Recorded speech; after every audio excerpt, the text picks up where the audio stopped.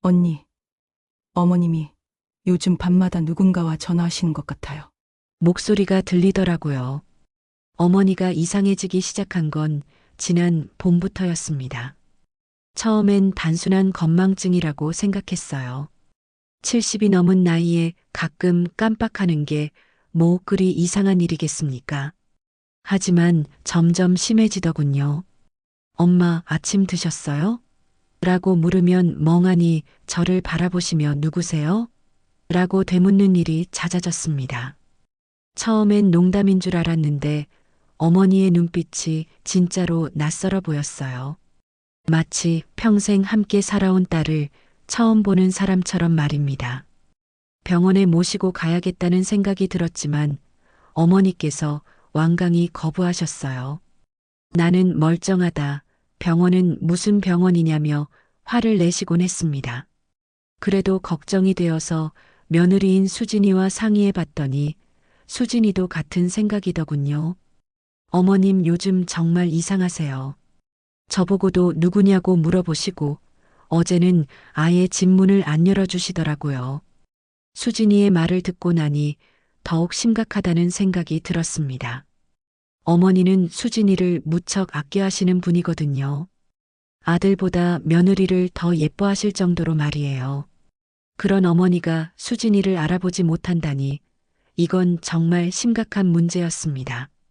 어느 날 저녁 어머니 방에서 이상한 소리가 들렸어요. 뭔가를 뒤지는 소리 같았습니다. 걱정이 되어 문을 살짝 열어보니 어머니께서 옷장을 뒤지고 계셨어요. 서랍이란 서랍은 다 열어젖히시고 뭔가를 열심히 찾고 계시더군요. 엄마, 뭘 찾으세요? 어머니는 깜짝 놀라시며 돌아보셨습니다. 그리고는 또 그 낯선 눈빛으로 저를 바라보시더니 말씀하셨어요. 편지. 편지가 어디 갔지? 분명히 여기 둔 것 같은데. 무슨 편지요? 중요한 편지야. 꼭 찾아야 해. 어머니의 목소리에는 절박함이 담겨 있었습니다. 치매 증상 때문에 헛것을 찾는 건지 아니면 정말로 중요한 편지가 있는 건지 알 수가 없었어요. 하지만 어머니의 표정이 워낙 간절해서 함께 찾아드렸습니다. 그런데 정말로 편지가 있더군요. 옷장 맨 아래 서랍, 오래된 한복 저고리 사이에 누런 편지 봉투가 한 뭉치 숨어 있었습니다. 어머니는 그 편지를 보시더니 안도의 한숨을 내쉬셨어요. 아, 여기 있었구나. 잃어버린 줄 알았네. 편지 봉투들은 모두 낡아서 누렇게 변해 있었고 어머니의 손때가 탄 흔적이 역력했습니다. 분명히 오랫동안 간직해 오신 것 같았어요. 그런데 이상한 건 편지 봉투마다 같은 이름이 적혀 있다는 거였습니다. 박동혁. 처음 보는 이름이었어요. 저희 집안 친척 중에도 어머니가 아시는 분 중에도 그런 이름을 가진 사람은 없었거든요. 대체 이 박동혁이라는 사람은 누구일까요? 그리고 왜 어머니는 이 편지들을 그렇게 소중히 간직하고 계시는 걸까요? 어머니께 물어보고 싶었지만 차마 입이 떨어지지 않았습니다. 편지를 찾으신 후 어머니의 표정이 한결 편안해 보이셨거든요. 마치 잃어버린 보물을 되찾은 사람처럼 말이에요. 그날 밤 잠이 오지 않았습니다. 머릿속에서 박동혁이라는 이름이 계속 맴돌았어요. 혹시 어머니의 옛 연인일까요? 아니면 다른 어떤 사연이 있는 건일까요? 아버지가 돌아가신 지도 벌써 10년이 넘었는데 어머니에게 그런 과거가 있었다는 생각을 해본 적이 없었거든요. 며칠 후 어머니가 또 편지를 찾으시더군요. 이번에는 아예 대놓고 방안을 뒤지시면서 동혁이 편지가 어디 갔지? 라고 중얼거리셨어요. 동혁이라고 하시는 걸 보니 분명히 가까운 사이였던 것 같습니다. 그때 깨달았어요. 어머니의 건망증이나 이상한 행동들이 단순한 치매 증상이 아닐 수도 있다는 걸 말입니다. 혹시 이 박동혁이라는 사람과 관련된 무언가 때문에 어머니가 혼란스러워 하시는 건 아닐까요? 박동혁이라는 이름이 계속 신경 쓰여서 어머니를 유심히 관찰하기 시작했습니다. 그런데 이상한 일들이 하나둘씩 눈에 띄더군요. 치매라고 생각했던 증상들이 사실 일정한 패턴이 있다는 걸 발견했어요. 어머니는 다른 건 다 잊어버리시면서도 그 편지들만큼은 절대 잊지 않으셨습니다. 매일 아침 일어나시자마자 편지가 제자리에 있는지 확인하시고 저녁에 주무시기 전에도 또 한 번 확인하셨어요. 마치 의식처럼 말입니다. 엄마, 그 편지가 그렇게 중요해요? 조심스럽게 물어봤더니 어머니는 깜짝 놀라시며 편지를 가슴에 꼭 안으셨습니다. 이건 아무도 보면 안 돼. 절대로.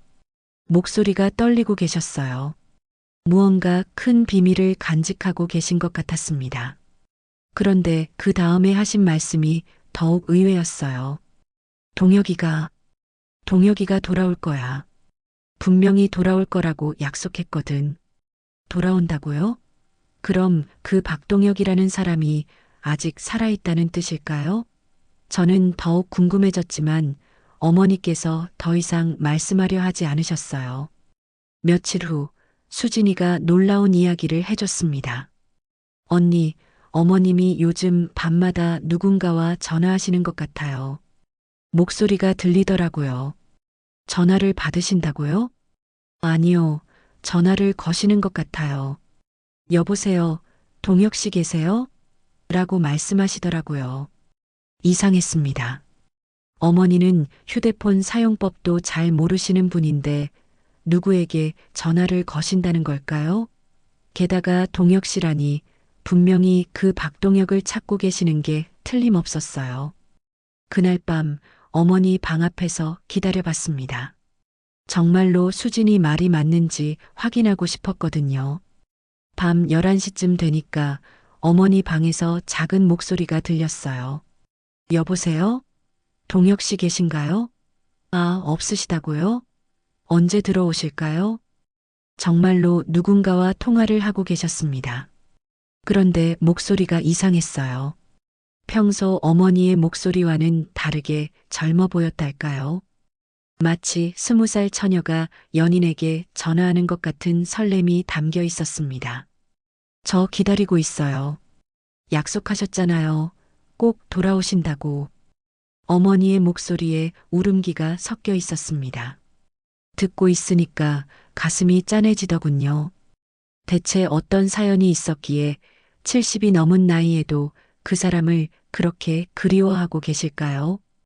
다음 날 아침 어머니는 언제 그러셨냐는 듯 평상시와 다름없이 지내셨어요. 오히려 전날보다 훨씬 정신이 맑아 보이셨습니다. 아침밥도 직접 차려주시고 반찬도 새로 담그셨어요. 엄마, 오늘 컨디션이 좋으시네요. 응, 오늘은 기분이 좋아. 좋은 소식이 있을 것 같거든. 무슨 좋은 소식을 기대하고 계시는 걸까요? 혹시 그 박동혁이라는 사람과 관련된 일일까요? 점심시간에 수진이가 부랴부랴 집으로 왔습니다. 얼굴이 창백해서 무슨 일인지 물어봤더니 믿기 어려운 이야기를 해주더군요. 언니, 어머님이 아까 혼자서 나가셨는데 옛날 사진을 들고 동네 사람들한테 물어보고 다니시더라고요. 이 사람을 본 적 있냐고. 사진을 들고요? 네, 아주 오래된 흑백 사진이었어요. 젊은 남자분 사진이더라고요. 그런데 그게 문제가 아니라 수진이가 말을 잇지 못하고 망설이더군요. 뭐가 문제예요? 그 사진 속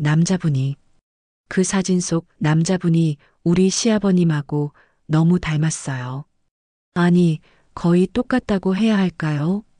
순간 머릿속이 하얘졌습니다. 수진이의 시아버님, 그러니까 제 사위의 아버지와 닮았다고요? 그럼 설마 그 박동혁이라는 사람이 혹시 수진이 시아버님 성함이 뭐예요? 박동혁이세요. 왜요? 세상이 무너지는 기분이었습니다. 어머니가 그토록 애타게 찾고 계신 박동혁이 바로 제 사위의 아버지였던 거예요. 그럼 어머니와 무슨 사이였을까요? 그리고 왜 어머니는 그분을 그렇게 그리워하고 계시는 걸까요? 머릿속이 복잡해졌습니다. 어머니가 찾고 계신 박동혁이 제 사위의 아버지라니 이게 어떻게 된 일일까요? 우연의 일치치고는 너무나 기가 막힌 상황이었어요. 수진이와 결혼한 지 벌써 10년이 넘었는데 그동안 한 번도 이런 이야기를 들어본 적이 없었거든요. 물론 사위의 아버지는 제가 결혼 준비할 때 이미 돌아가신 상태였지만 그래도 어머니께서 그분을 아신다는 이야기는 들어본 적이 없었습니다. 수진아, 혹시 시아버님이 살아계실 때 우리 어머니를 만나신 적이 있을까? 글쎄요. 저도 시아버님이 돌아가시기 전에는 만나뵌 적이 없어서 잘 모르겠어요. 하지만 시어머님께 물어보면 아실 것 같은데요. 맞습니다. 수진이의 시어머니께 물어보는 게 가장 확실한 방법이겠죠. 하지만 어떻게 물어봐야 할지 막막했어요. 설마 우리 어머니가 시아버님을 찾고 다닌다고 말할 수도 없고 말입니다. 그날 저녁 어머니는 또 편지를 꺼내보고 계셨습니다. 이번엔 직접 편지를 읽고 계시더군요. 입술을 움직이시며 무언가를 중얼거리고 계셨는데 가까이 다가가서 들어보니 놀라운 내용이었어요. 동혁아, 내가 떠난 지 벌써 50년이 넘었구나. 그때 약속했잖니 꼭 돌아오겠다고. 50년이요? 그럼 어머니가 젊었을 때부터 그분을 알고 계셨다는 뜻이네요. 더 자세히 들어보고 싶었지만 어머니께서 저를 눈치채고 편지를 서둘러 접으셨습니다. 엄마, 그 편지 내용이 뭐예요? 아무것도 아니야. 옛날 일이야. 어머니는 더 이상 말씀하려 하지 않으셨어요. 하지만 표정에서 깊은 그리움이 느껴졌습니다. 단순한 친구 사이가 아니라는 건 분명했어요. 다음 날 수진이가 시어머니를 만나고 와서는 충격적인 이야기를 해줬습니다. 언니, 시어머님께서 아시더라고요. 어머님 성함을 말씀드리니까 얼굴이 하얘지시면서 어떻게 아느냐고 되묻으시더라고요. 정말요? 네, 그런데 더 이상은 말씀해 주시지 않으시더라고요. 다만 한 가지 이상한 건 시어머님도 어머님처럼 뭔가 숨기고 계신 것 같다는 거예요. 이상했습니다. 왜 양쪽 다 비밀스럽게 구는 걸까요? 분명히 과거에 무슨 일이 있었던 게 틀림없어요. 그날 밤 어머니가 또 전화를 걸고 계셨습니다. 이번에는 문 앞에서 더 자세히 들어봤어요. 동혁 씨 부인분이세요? 아, 안녕하세요. 저 김순자라고 하는데요. 네, 맞아요. 그때 그 순자예요. 어머니께서 수진이의 시어머니와 통화하고 계셨던 거예요.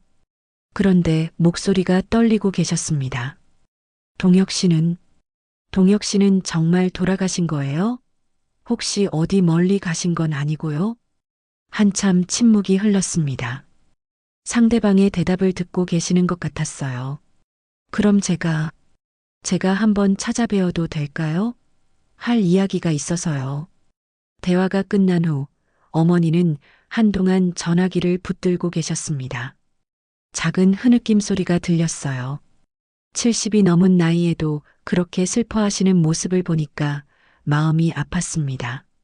다음 날 아침 어머니께서 말씀하셨어요. 순이야, 오늘 좀 나가볼 일이 있어. 어디 가세요? 옛날 친구 만나러 가려고.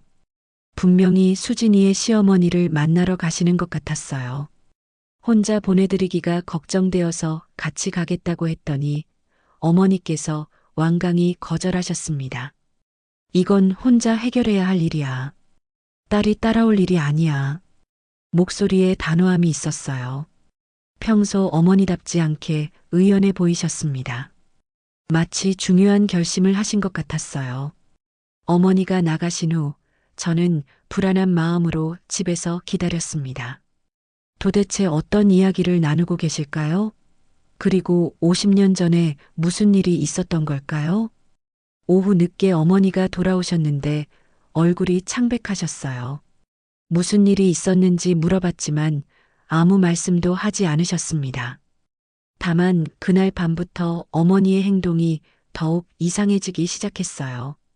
밤마다 편지를 읽으시면서 혼잣말을 하시고 낮에는 멍하니 창밖만 바라보고 계셨습니다. 마치 무언가를 기다리고 계시는 것 같았어요. 그런데 며칠 후 수진이가 급하게 연락을 해왔습니다. 언니, 큰일 났어요. 시어머님이 갑자기 어머님을 찾아뵙겠다고 하세요.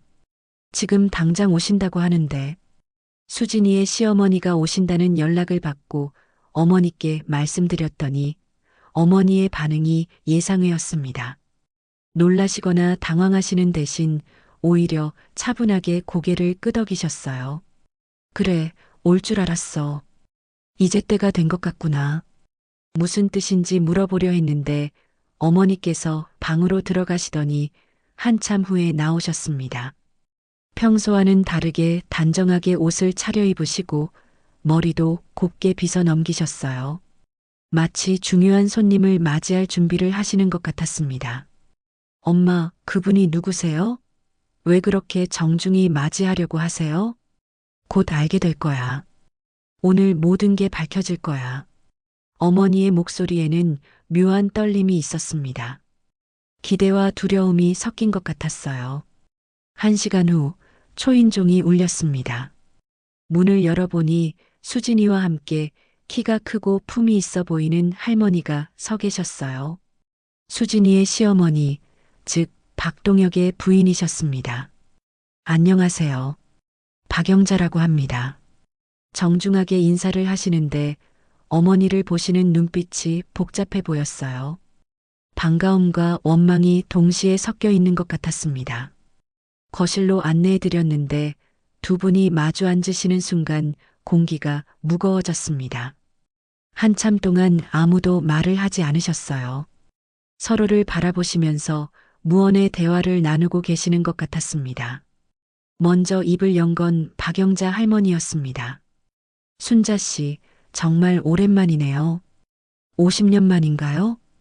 영자야. 그래, 정말 오랜만이다. 어머니의 목소리가 떨리고 계셨어요.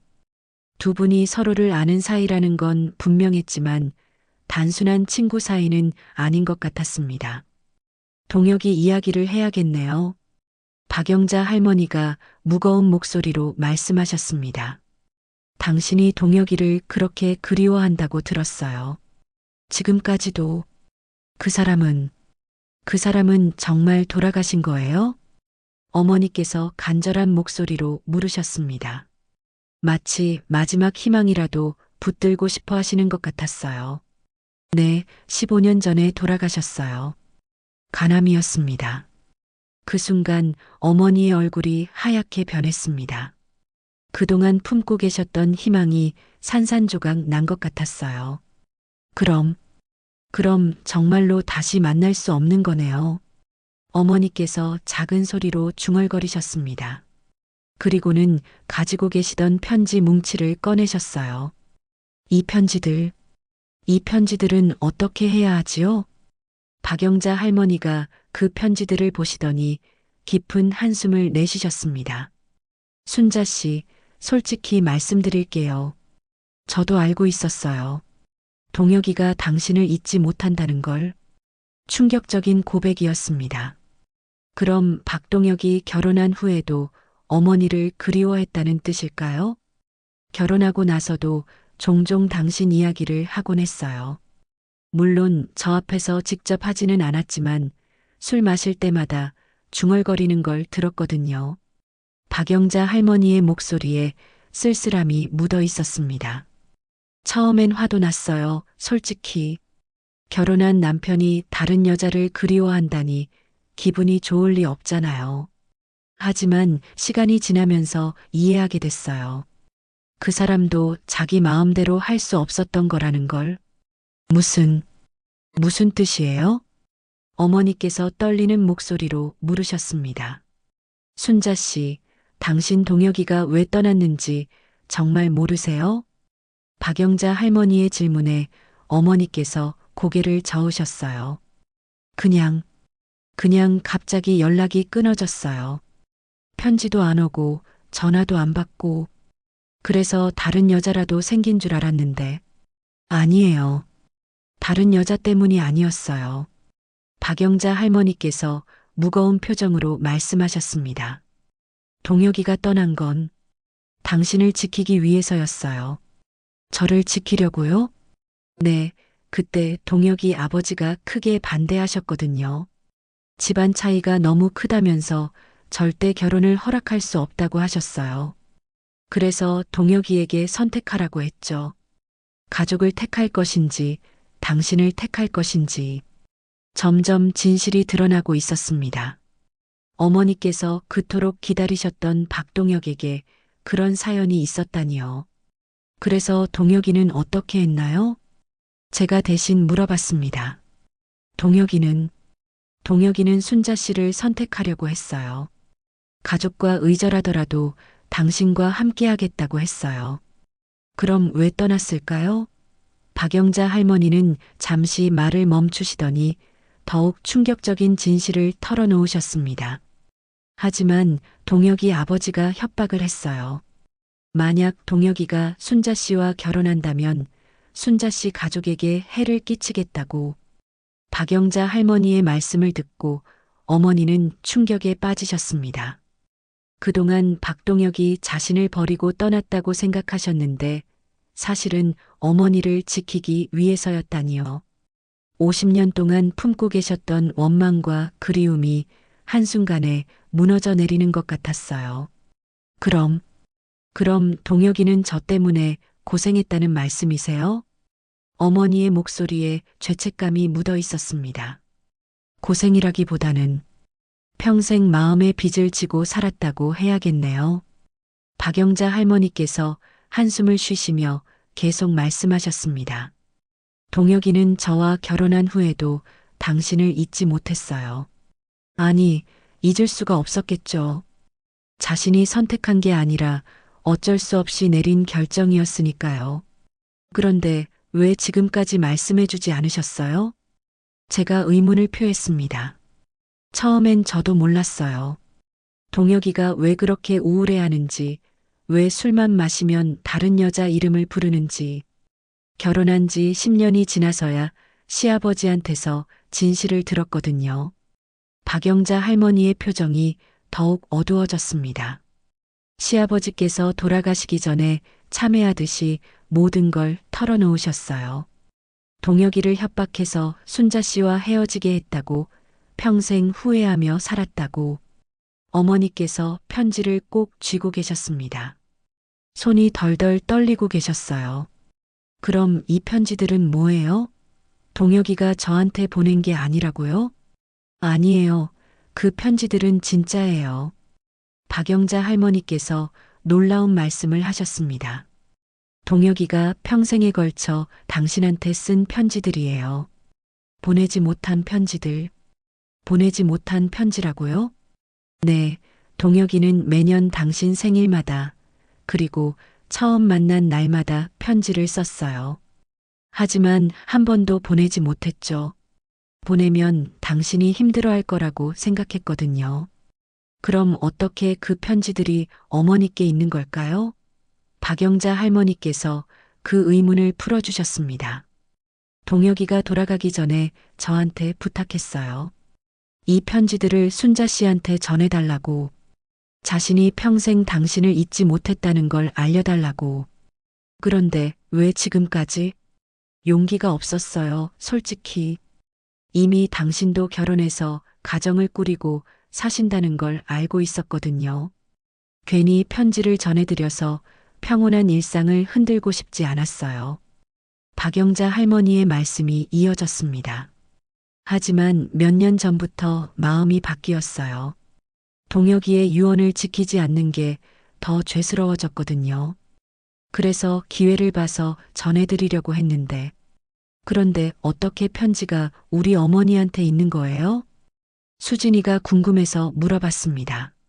실은 제가 몰래 가져다 드렸어요. 박영자 할머니께서 고백하셨습니다.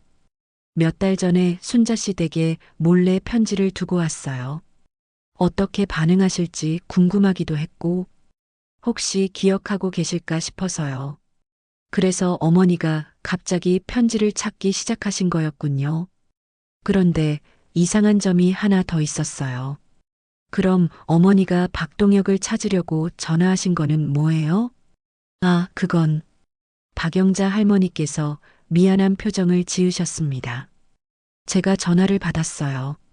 순자 씨께서 동혁이를 찾는다고 하시길래 차마 돌아가셨다는 말을 못 하겠더라고요. 그래서 지금 없다고만 했어요. 모든 퍼즐이 맞춰지기 시작했습니다. 어머니의 이상한 행동들, 치매인 줄 알았던 증상들. 사실은 과거의 사랑을 되찾으려는 간절한 마음에서 나온 것들이었어요. 엄마, 이제 알겠어요. 엄마가 왜 그렇게 행동하셨는지. 어머니께서 눈물을 흘리기 시작하셨습니다. 동혁이가 나를 잊지 않고 있었구나. 그런데 이제 영영 만날 수 없게 됐네. 순자 씨, 하지만 동혁이의 마음은 이 편지들에 다 담겨 있어요. 평생에 걸친 사랑이 고스란히. 박영자 할머니께서 위로의 말씀을 건네셨습니다.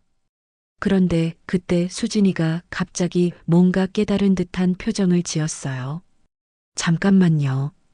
그럼 우리 시아버님이 어머님의 첫사랑이셨다는 뜻이에요? 응, 그렇게 되겠네. 어머니께서 고개를 끄덕이셨습니다.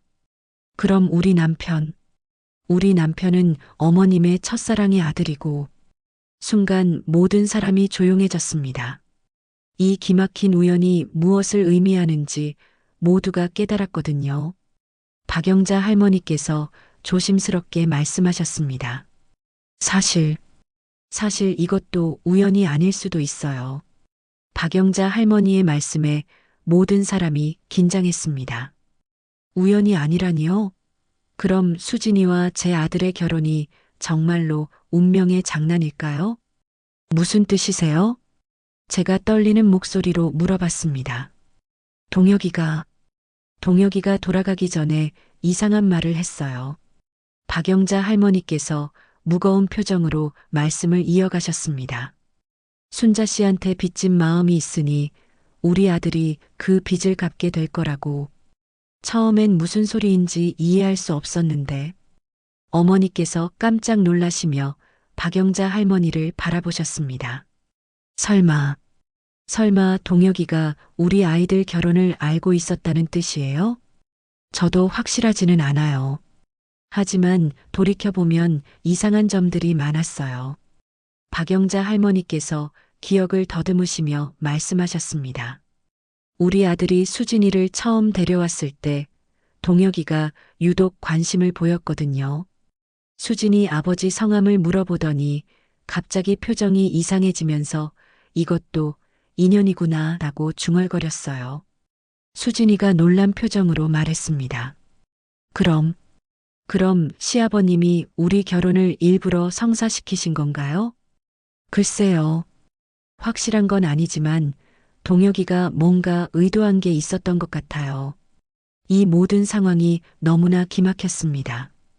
어머니의 첫사랑의 아들이 제 사위가 되고 그것도 우연이 아닐 수도 있다니요. 어머니께서 편지를 다시 꺼내셨습니다. 그럼 이 편지들에 그런 내용이 있을까요? 한번 읽어보시겠어요? 제가 모르는 내용도 있을 거예요.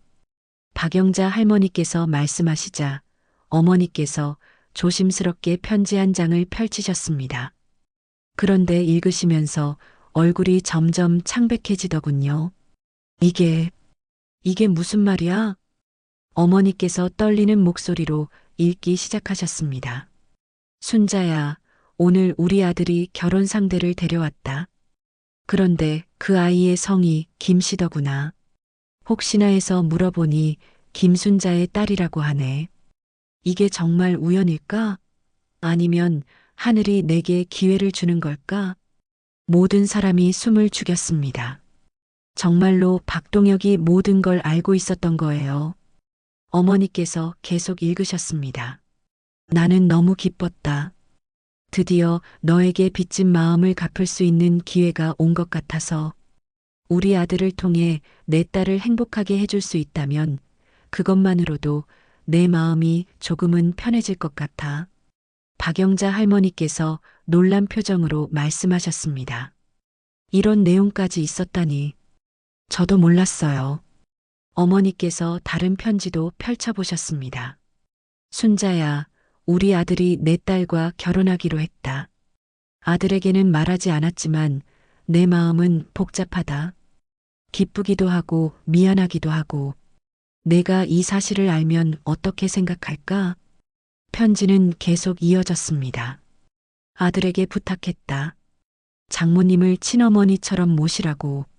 물론 아들은 왜 그런 말을 하는지 모르겠다는 표정이었지만 나는 이것이 너에게 할 수 있는 마지막 선물이라고 생각한다.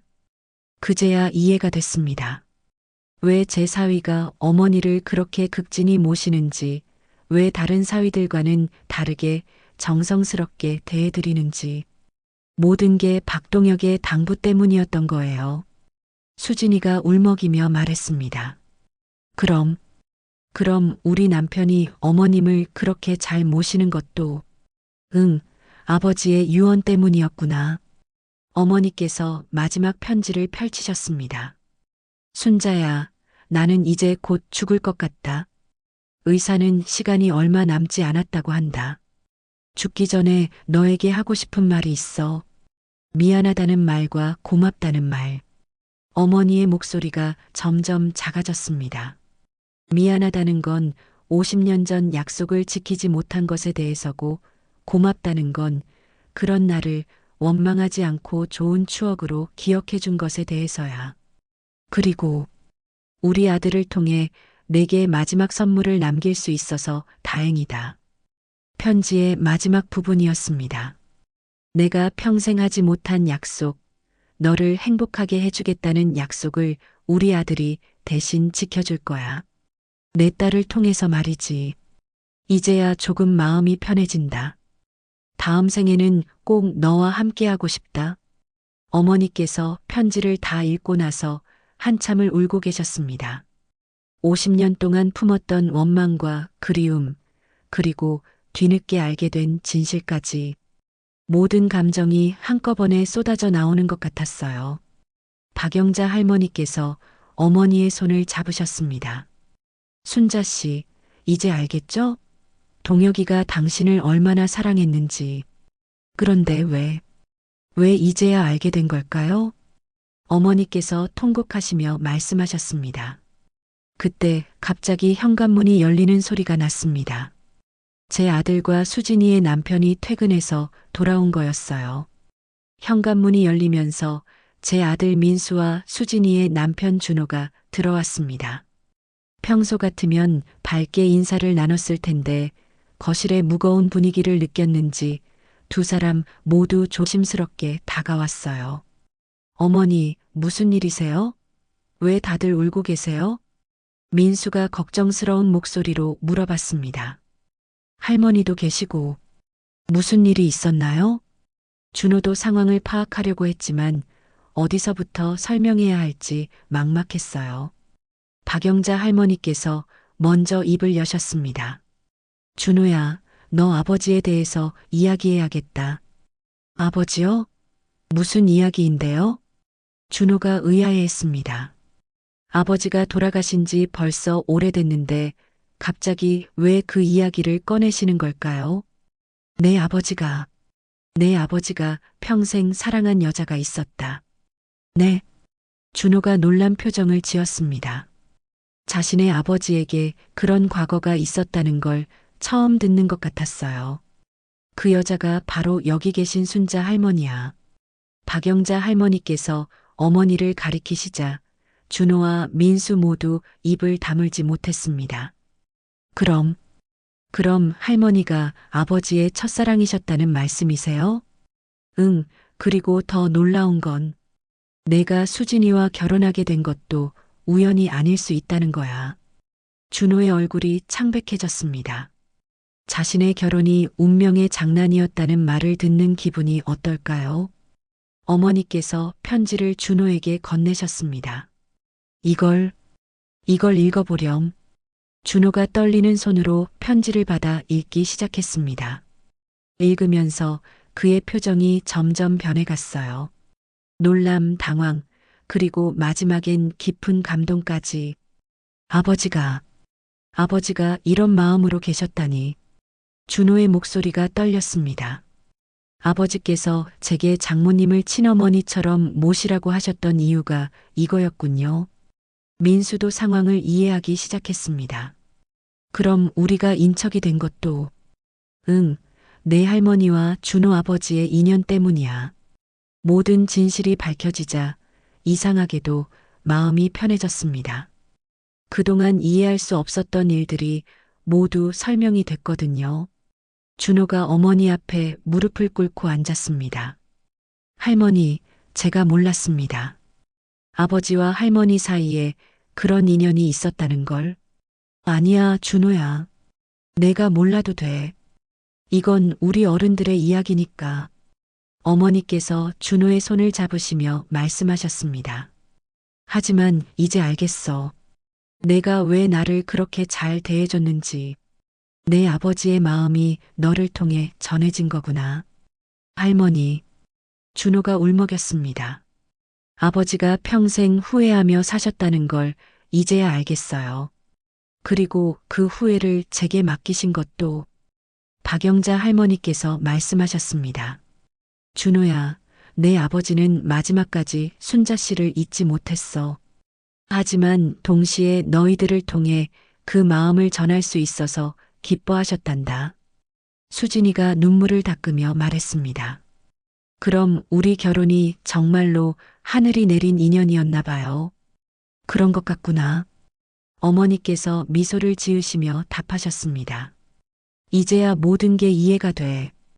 왜 준호가 다른 사위들과 달랐는지, 왜 수진이가 나를 친딸처럼 대해줬는지. 민수가 말했습니다. 할머니, 그럼 이제 마음이 편해지셨어요? 응, 그래. 50년 동안 품고 있던 원망도 사라졌고, 동혁이가 나를 잊지 않았다는 것도 알게 됐고, 어머니께서 편지들을 다시 정리하시며 말씀하셨습니다. 이제 이 편지들을 어떻게 해야 할까? 박영자 할머니께서 제안하셨습니다. 동혁이 무덤에 가져다 드리는 건 어때요? 당신이 편지를 잘 받았다고. 좋은 생각이네요. 어머니께서 고개를 끄덕이셨습니다. 그리고 이제 진짜로 보낼 수 있겠어. 50년 동안 하지 못했던 인사를. 준호가 말했습니다. 할머니, 제가 모셔다 드릴게요. 아버지께 인사드리러 함께 가요. 정말 그럴래? 네, 아버지께서도 할머니를 만나 뵙기를 원하실 거예요. 그날 저녁, 우리 가족 모두는 오랜만에 함께 저녁을 먹었습니다. 무거운 진실을 알게 됐지만 이상하게도 마음은 따뜻했어요. 모든 비밀이 밝혀지고 나니 서로를 더 이해하게 됐거든요. 어머니께서 말씀하셨습니다. 이제야 알겠구나. 내가 왜 치매인 줄 알았던 건지. 과거에 매여서 현실을 제대로 보지 못했던 거야. 할머니, 이제는 괜찮으시죠? 수진이가 걱정스럽게 물어봤습니다. 응, 이제는 괜찮아. 동혁이의 마음도 알게 됐고 너희들이 있어서 외롭지도 않고. 어머니의 목소리에 평온함이 돌아왔습니다. 일주일 후 우리는 박동혁의 무덤을 찾았습니다. 어머니, 박영자 할머니, 그리고 준호까지 함께 말이에요. 어머니께서는 그동안 간직해오신 편지들을 곱게 포장해서 가져오셨습니다. 무덤 앞에 선 어머니의 모습이 처연해 보였어요. 50년 만에 다시 만나는 첫사랑 앞에서 어떤 마음이실까요? 동혁아, 나왔어. 어머니께서 작은 목소리로 말씀하셨습니다. 편지 잘 받았어. 고마워. 그리고 미안해. 한참을 그렇게 서 계시더니 무덤 앞에 편지들을 정성스럽게 놓으셨습니다. 이제야 답장을 할 수 있겠구나. 50년 늦었지만 준호가 아버지 무덤 앞에 절을 올리며 말했습니다. 아버지, 할머니 모셔왔어요. 그리고 아버지 마음 이제 이해해요. 박영자 할머니도 남편 무덤 앞에서 말씀하셨습니다. 동혁아, 이제 마음 편히 쉬어. 순자 씨도 모든 걸 이해하셨어. 그날 이후 어머니는 완전히 달라지셨습니다. 치매 증상이라고 생각했던 모든 행동들이 사라졌어요. 기억력도 예전처럼 또렷해지시고 표정도 한결 밝아지셨습니다. 엄마, 정말 괜찮으세요? 응, 이제야 진짜 괜찮아. 그동안 과거에 매여서 현재를 제대로 살지 못했구나. 어머니께서는 이제 편지를 찾아 헤매시지도 않으시고 밤마다 전화를 거시지도 않으셨습니다. 대신 매일 아침 박동혁의 사진 앞에서 차분히 인사를 드리셨어요. 동혁아, 오늘도 좋은 하루 보내. 마치 오랜 친구에게 인사하는 것처럼 자연스럽게 말이죠. 한 달 후 놀라운 일이 일어났습니다. 수진이가 임신 소식을 알려온 거예요. 할머니, 저희 아기가 생겼어요. 수진이의 기쁜 소식에 어머니께서 눈물을 흘리셨습니다. 정말이야? 우리 수진이가? 네, 의사 선생님이 확실하다고 하셨어요. 어머니께서 수진이를 꼭 안으시며 말씀하셨습니다. 이것도 동혁이가 주는 선물이구나. 준호도 감격해했습니다. 할머니, 아이가 태어나면 동혁이라는 이름을 지어주고 싶어요. 할아버지 이름으로요. 그럴까? 동혁이도 좋아할 것 같아. 그 후로 어머니는 새로운 생활을 시작하셨습니다. 과거의 아픔을 놓아버리시고 현재의 행복에 집중하기 시작하셨어요. 박영자 할머니와도 좋은 친구가 되셨습니다. 같은 남자를 사랑했던 두 여자가 이제는 서로를 이해하고 위로하는 사이가 된 거죠. 순자 씨, 우리 둘 다 동혁이 때문에 많이 힘들었네요. 그래도 좋은 추억도 많이 남겼잖아요. 그리고 이렇게 인연이 되어서 다시 만나게 됐으니까요. 두 분이 함께 차를 마시며 옛 이야기를 나누는 모습이 보기 좋았습니다. 어머니께서는 이제 손자, 손녀들과 더 많은 시간을 보내려고 하셨어요. 과거에 얽매여 있을 때는 가족들과도 제대로 소통하지 못하셨는데 이제는 달랐습니다. 할머니, 요즘 정말 밝아지셨어요. 민수가 말했습니다. 그래, 나도 그런 것 같아. 마음이 한결 가벼워졌거든. 치매 걱정도 없어지고 다행이에요. 애초에 치매가 아니었어. 그냥 내가 과거에 너무 매여 있었던 거야. 어머니의 말씀을 듣고 깨달았습니다. 때로는 우리가 병이라고 생각하는 것들이 실제로는 마음의 문제일 수도 있다는 걸 말이에요. 겨울이 되어 수진이의 배가 점점 부르기 시작했습니다. 어머니께서는 태교에 좋다며 매일 수진이에게 동화책을 읽어주셨어요. 수진아, 아기가 할머니 목소리를 들으면 좋아할 거야. 네, 할머니. 아기도 할머니를 많이 좋아할 것 같아요. 그런 어느 날 어머니께서 특별한 제안을 하셨습니다. 내가 동혁이에게 쓴 답장을 너희들에게 들려줄까? 답장이요? 응, 그 편지들을 읽고 나서 내가 동혁이에게 하고 싶었던 말들을 편지로 써뒀거든. 어머니께서 새로 쓰신 편지를 꺼내시며 읽어주셨습니다.